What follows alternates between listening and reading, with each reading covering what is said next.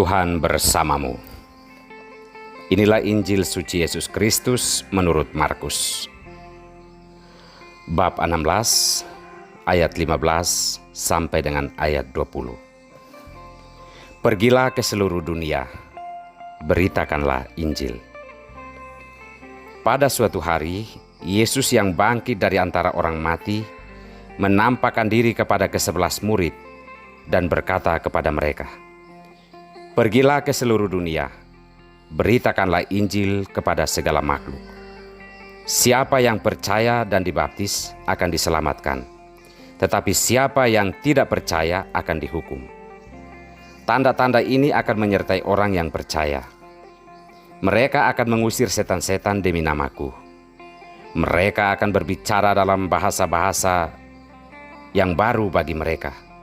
Mereka akan memegang ular, dan sekalipun minum racun maut, mereka tidak akan mendapat celaka. Mereka akan meletakkan tangannya atas orang sakit, dan orang itu akan sembuh." Sesudah berbicara demikian kepada mereka, terangkatlah Tuhan Yesus ke surga, lalu duduk di sebelah kanan Allah. Maka pergilah para murid memberitakan Injil ke segala penjuru, dan Tuhan turut bekerja dan meneguhkan firman itu dengan tanda-tanda yang menyertainya. Demikianlah Injil Tuhan.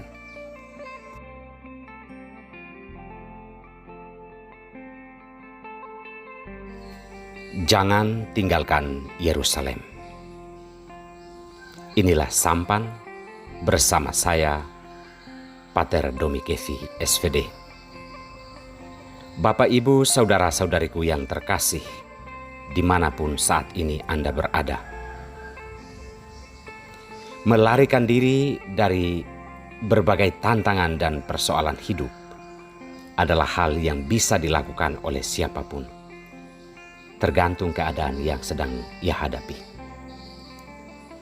Apakah ini adalah solusi atau jalan keluar yang baik? Setiap orang memiliki alasannya sendiri untuk melakukan atau tidak melakukan hal tersebut. Saudara-saudariku yang terkasih, Yerusalem sebenarnya bukan kota surgawi ketika peristiwa salib itu terjadi. Bagi para murid, Yerusalem adalah kota yang mencekam dan menakutkan, karena disitulah Yesus, Guru dan Tuhan mereka, ditangkap, dihina, disiksa, disalibkan, dan wafat. Pilihannya adalah secepat mungkin kalau bisa meninggalkan tempat itu. Yesus rupanya sangat memahami trauma dan kekecewaan berat yang dialami oleh para murid mengenai tempat dan peristiwa ini.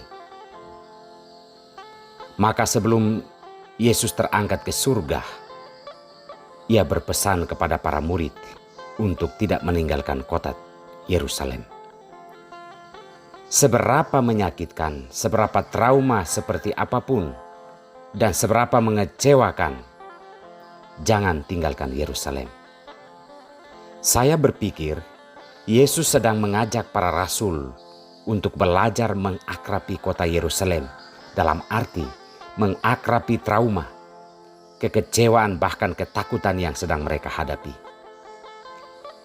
Karena Yesus pasti memiliki alasan tersendiri, yaitu bahwa peristiwa itu memang menyakitkan dan menakutkan secara manusiawi. Akan tetapi, Tuhan memiliki rencana besar bagi keselamatan seluruh umat manusia. Peristiwa itu bukan tragedi yang mengakhiri kehidupan dan kehadiran Yesus dalam diri para murid.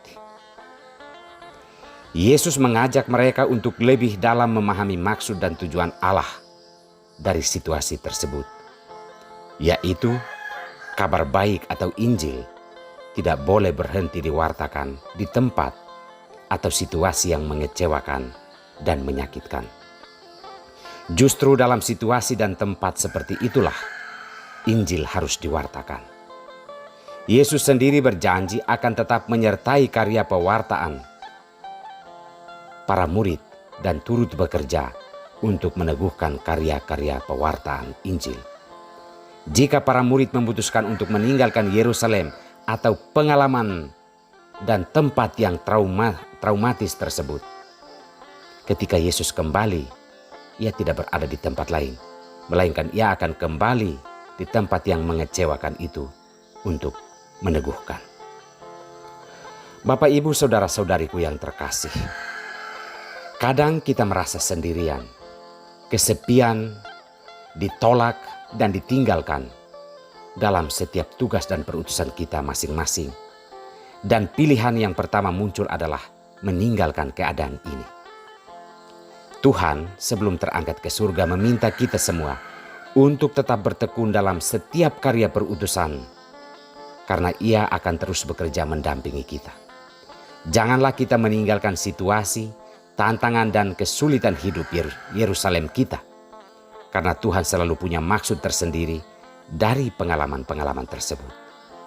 Setiap pengalaman tersebut selalu mengajarkan agar kita memperbaharui hidup dan semangat hidup yang benar di dalam Tuhan, karena Dia yang mengutus kita di tengah keluarga, pekerjaan dan panggilan hidup kita akan tetap turut bekerja untuk meneguhkan kita dalam karya-karya baik yang kita lakukan dan perjuangkan dalam hidup dan panggilan kita masing-masing. Tuhan memberkati kita semua.